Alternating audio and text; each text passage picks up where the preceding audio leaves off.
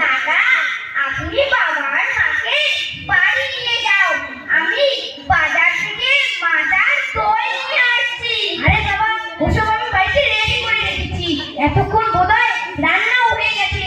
এখন তোমরা